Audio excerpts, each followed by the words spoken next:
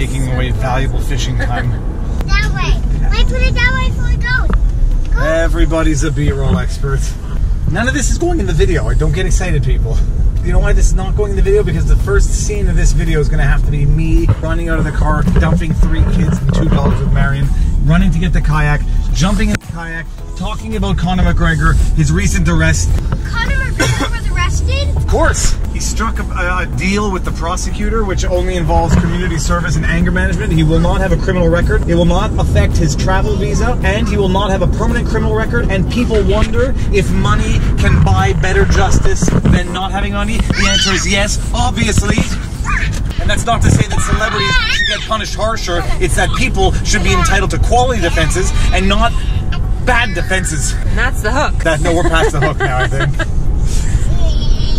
Look how beautiful this is. All right, taking the pants off. See you soon, I'll bring back dinner. There's an expression among lawyers that goes, a good lawyer knows the law, a great lawyer knows the judge. When people ask me if celebrities and rich people and people who can afford the fanciest lawyers actually get not better treatment but better results, I envy the naivety of the question. It's without judgment that I say this. I don't think celebrities should be treated worse. I think people without the means to get high-profile lawyers should be treated more fairly. Some of these high-profile lawyers, they're not just smart, intelligent, well-spoken, charismatic, convincing. They're well-connected. And there is something to be said about being respected in the community, knowing the right people, knowing the right strings to pull, knowing the right doors to knock on to get the results that you want for your client. Now, all that said, getting to Conor McGregor. I love Conor McGregor. I can't hide it. I love Conor McGregor. The fighters who I love in the UFC, GSP, Anderson Silva, Conor McGregor. John Jones has broken my heart one too many times. So, as you all know, it was a while back, Conor did some idiotic stunt, threw a dolly into the bus carrying Khabib and Chiesa and a bunch of other fighters. He threw the dolly and it shattered the glass, cut one of the fighters' eyes, and I think it was Chiesa. And criminal charges were pressed against McGregor, rightfully so.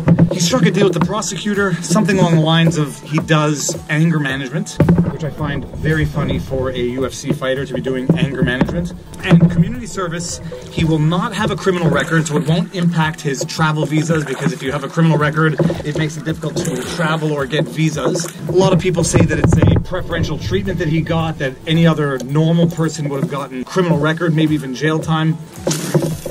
There's probably some truth to that. Question then is not whether or not a regular person should get that treatment, but whether or not it's fair that they get treatment for that type of, for that type of an incident. It's a pretty stupid incident and it's a pretty stupid thing to have done. Is it as bad as other violent crimes that it would justify jail time for a non-celebrity? Unclear. Regardless, so he got off relatively easy with the criminal complaint, but he's getting sued civilly by Chiesa, who is suing McGregor for an undisclosed amount. Now, the interesting thing in this is for the non-lawyers, someone can be found innocent of a crime and still be sued civilly. The most famous example of that is O.J. Simpson. He was found not guilty of murder, but was found guilty civilly for having caused wrongful death. How does that happen? Criminal conviction is beyond a reasonable doubt. So the guilt of the accused has to be proven beyond a reasonable doubt in criminal law. It's a very high threshold. You have a reasonable doubt, you have to acquit. In civil law, it's balance of probabilities. Is it more likely than not that they caused the wrongful act? So looking at O.J. Simpson, it was decided that civilly, more likely than not, he murdered Nicole Brown. But criminally, his high-power dream team was able to raise a reasonable doubt. Okay, getting back to McGregor. He pleaded guilty, so there's no issue as to whether or not, it was proven beyond a reasonable doubt that he did what he did. The only question would have been, did he have a reasonable defense or any form of defense whatsoever, or was he just better off pleading guilty and throwing himself at the mercy of the court or striking a deal? But now, civilly, he's being sued for an undisclosed amount that I guarantee you it's in the millions. Which brings up a bunch of interesting questions. What could Chiesa sue him for? The basis of the lawsuit is, the typical stuff. Pain, suffering, mental anguish. One part of the claim is having lost a title fight and the money that would have gone along with that, And that brings us into these questions as to how hypothetical can the damages be that you're going to sue civilly for. You know, there are direct and immediate damages, and that would be the injury to the eye, the pain and suffering, the mental anguish, which I don't care if he's a UFC fighter. Being in that type of situation, it's going to leave you with some mental anguish. So there's going to be a legitimate, direct, causal link to the damages sustained at the hands of McGregor. How much is it going to be worth? I'm predicting we're actually never going to see how much it's going to be worth, because this file is going to be settled, and settled fast. But it gets to the question as to whether or not some of the damages are just far too indirect for Chiesa to claim. You know, a judge would say, it's far too hypothetical for me to say that had you not been injured and unable to fight, you would have gotten a title fight with the $100,000 bonus or whatever it is that came along with it. In criminal law, some of the defenses are self-defense. Did McGregor throw the dolly through the window of the bus carrying these people out of self-defense? Only if the bus driver was trying to run him over.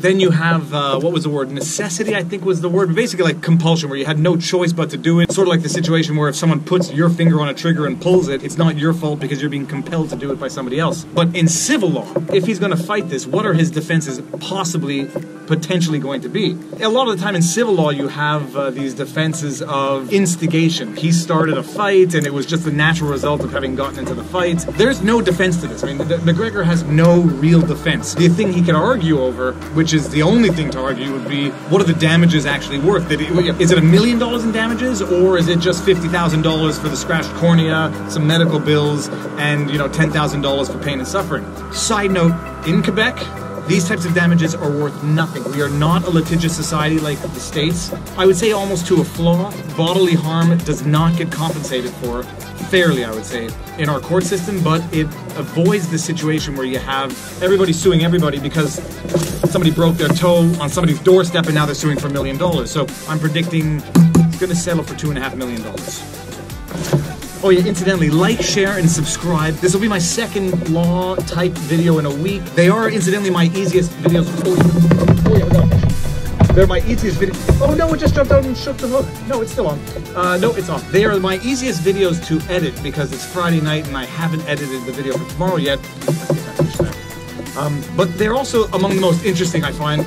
Guys, tell me what you like in terms of videos. If you have any suggestions, let me know. But like, share, and subscribe so that we can build this channel into something great. Now, where was I? Yeah, I'd like to catch a fish before this video is over.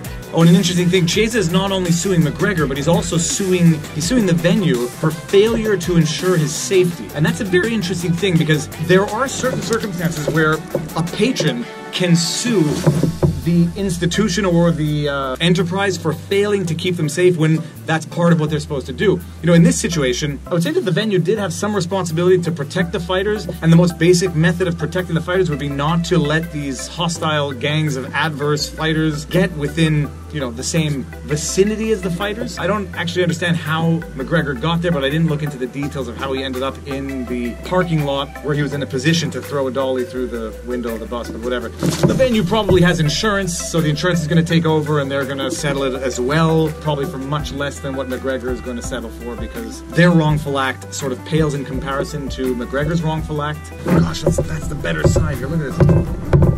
Look at that. Look at the sun setting behind me. Look at that.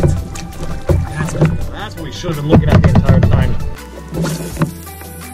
Yeah, so, please, if everyone would tell one person, or you know what, let me be ambitious. If every one person would tell 10 people, and every one of those 10 people would tell 10 people, I'd be at 1 million subscribers in like a week, I think. Someone tell me if my math is off there. Leave a comment, tell me what you think. Even in the videos in which I am relatively opinionated, I love hearing the opinions of people who disagree with me, the rationale, why they think that way. Life is not about only listening to your own thoughts and believing what you believe. The thing about McGregor is, for all his madness, he's extremely calculated and he's extremely effective in the way he gets in the minds of people. Whether or not this was all part of the plan to throw a dolly through the window of a bus to show just how crazy he is, to scare everybody in that venue, that would be one long play. But if that's what he did, well played, McGregor. It's going to cost you a couple of million, but well played.